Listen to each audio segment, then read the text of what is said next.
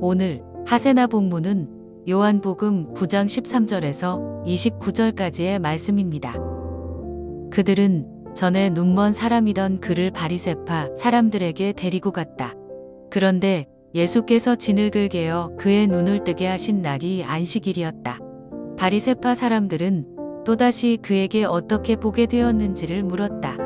그는 그분이 내 눈에 진흙을 바르신 다음에 내가 눈을 씻었더니 이렇게 보게 되었습니다 하고 대답하였다. 바리새파 사람들 가운데 더러는 말하기를 안식일을 지키지 않는 것으로 보아서 그는 하나님에게서 온 사람이 아니요 하였고 더러는 죄가 있는 사람이 어떻게 그러한 표징을 행할 수 있겠소 하고 말하였다. 그래서 그들 사이에 의견이 갈라졌다. 그들은 눈멀었던 사람에게 다시 물었다. 그가 당신의 눈을 뜨게 하였는데 당신은 그를 어떻게 생각하오? 그가 대답하였다. 그분은 예언자입니다. 유대 사람들은 그가 전에 눈먼 사람이었다가 보게 되었다는 사실을 믿지 않고 마침내 그 부모를 불러다가 물었다. 이 사람이 날 때부터 눈먼 사람이었다는 당신의 아들이요? 그런데 지금은 어떻게 보게 되었소? 부모가 대답하였다. 이 아이가 우리 아들이라는 것과 날 때부터 눈먼 사람이었다는 것은 우리가 압니다.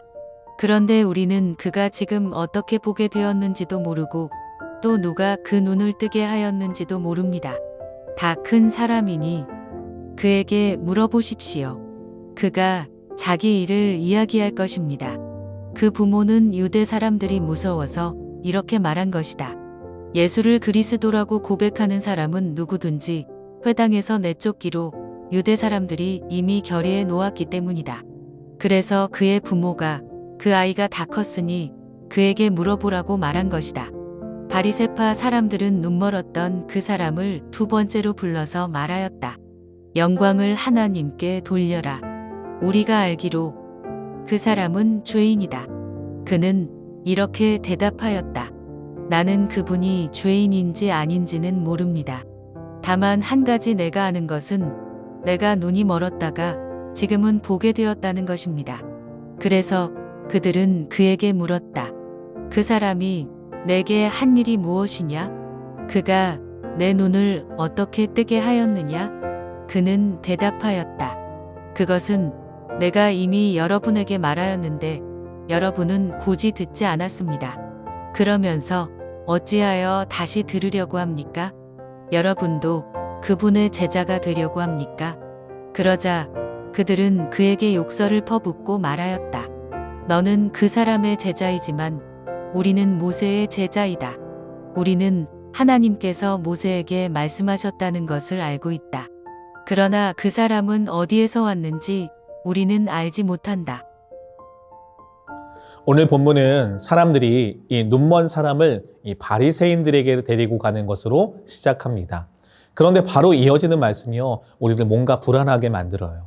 왜냐하면 예수님의 치유 사건이 일어난 날이 안식일이다라고 이야기하고 있기 때문이죠.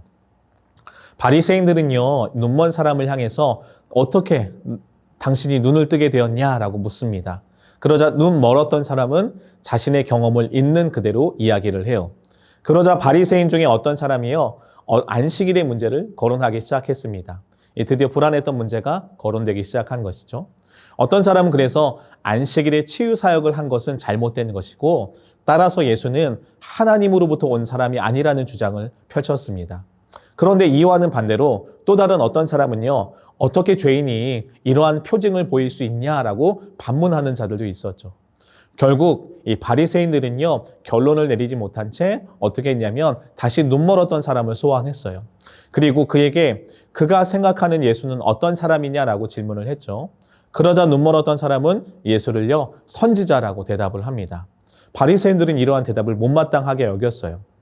예수님께서 보이신 놀라운 치유 사건을 믿고 싶지 않았던 것이죠. 결국 어떻게 하냐면 바리새인들은요, 이 눈멀었던 사람의 말을 거부한 채 그의 부모를 소환합니다. 그리고는 그의 부모에게 이 도대체 어떤 일이 이에게 발생했냐라고 질문을 하죠. 그러자 그의 부모가 어떤 대답을 하나요? 자신의 아들은 다 컸으니까 그에게 물어보라고 대답을 회피를 해요. 왜냐하면 이미 이 유대인들은요, 예수를 그리스도라고 시인하는 자는 출교하기로 결정을 했기 때문에 이 부모들은요, 자신들의 대답이 자신에게 어떠한 화가 올지 모른다는 생각 때문에, 두려움 때문에 대답을 회피했던 것입니다. 결국 바리새인들이 어떻게 하죠? 자신의 목적을 이루지 못해서 다시 눈멀었던 사람을 소환을 합니다. 이번에는요, 유대인들이 자신의 속내를요, 조금 더 적나라하게 드러내요. 예수를 죄인이라고 이미 단정 지은 후에 이야기를 시작하기 때문이죠. 그러자 눈멀었던 사람은요, 자신은 예수가 죄인인지는 모르겠지만 한 가지 아는 것이 있다고 이야기를 합니다. 자신이 앞을 보지 못하다가 지금은 보게 되었다는 것을 이야기하는 것이죠. 자신들이 원하는 대답을 듣지 못하자 또다시 이 눈멀었던 사람에게 질문을 해요. 그러자 눈멀었던 사람은 이 상황이 답답했던 것 같아요. 그래서 왜 자꾸만 똑같은 질문을 하냐고 말하면서 당신들도 예수의 제자가 될 것이냐라고 물었습니다. 그러자 이 바리새인들이 어떻게 했나요? 이 눈멀었던 사람에게 온갖 욕설을 내뱉으면서 자신들은 모세의 제자인데 어떻게 예수의 제자가 될 수 있냐고 예수님을 끝까지 인정하지 않았습니다. 저는 오늘 말씀을 묵상하면서 이 바리새인들이 참으로 집요하다는 생각을 했어요. 자신들이 원하는 결과를 얻기 위해서 끊임없이 사람을 괴롭히고 있기 때문이죠. 눈멀었던 사람의 이야기는 전혀 믿지 않은 채 자신들이 원하는 대답을 얻기 위해서 노력하는 모습을 보면서 사람이 정말 가지고 있는 이 죄성이 무엇인지 보게 돼요.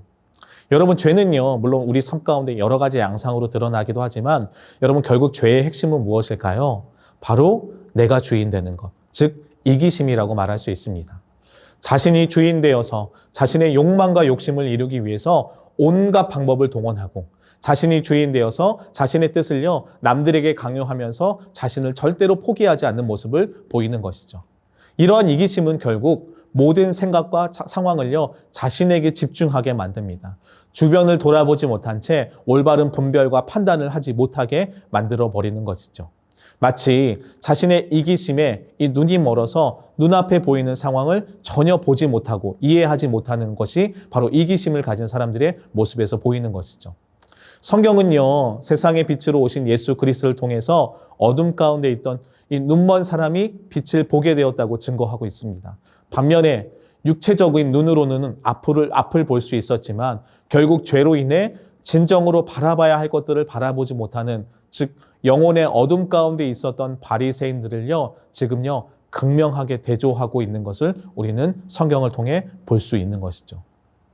성경에 보면 사도 바울은요, 다메섹 도상에서 살아계신 예수 그리스도를 만난 후에 아나니아가 기도할 때 그의 눈에서 비늘 같은 것이 벗어졌다라고 성경은 증거를 해요.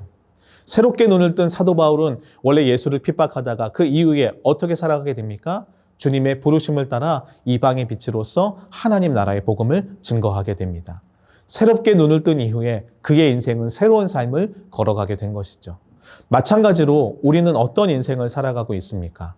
예수 그리스도를 내 삶의 주인으로 모셨다면 우리는요, 이전과는 다른 삶을 살아가야 해요. 죄의 이기심에 내 삶을 완전히 빼앗겨 칠흑같이 어두운 삶을 걸어가는 것이 아니라 세상의 빛으로 살아가면서 어두운 세상을 환하게 밝히는 걸음을 걸어가야 하는 것이죠. 그러나 혹여나 주님을 만났다고 하지만 여전히 우리도 바리새인들처럼 나의 뜻과 욕심임에도 불구하고 내려놓지 못하고 있는 것들이 있다면 여러분, 이 시간 좀 주의 도우심을 구했으면 좋겠습니다. 주님의 도우심을 구하면서 우리는 그것들을 내려놓게 되어야 되는 것이죠. 삶의 주인 대신 그래서 그분의 뜻과 소원이 우리 삶의 우선이 되기를 간절히 소망하며 그 뜻에 순종하며 살아가야 하는 것입니다. 그래서 눈멀었던 사람이 자신의 삶에 행하신 예수 그리스도의 역사를 정직하게 고백하며 그분의 은혜를 증거했듯이 우리도요, 우리의 삶 가운데 놀라운 일을 행하신 주님을 고백하며 증거하는 삶이 되었으면 좋겠습니다. 그리하여 우리도 예수의 참된 제자로 살아가며 하나님 나라의 삶을 살아가게 되기를 진심으로 축복합니다. 오늘의 하시조는 대형마트가 아닌 지역 내 소상공인 상점이나 전통시장을 이용하는 것입니다. 조금은 불편하더라도 지역 경제에 도움이 되는 소비를 위해 오늘의 하시조 함께 하시죠.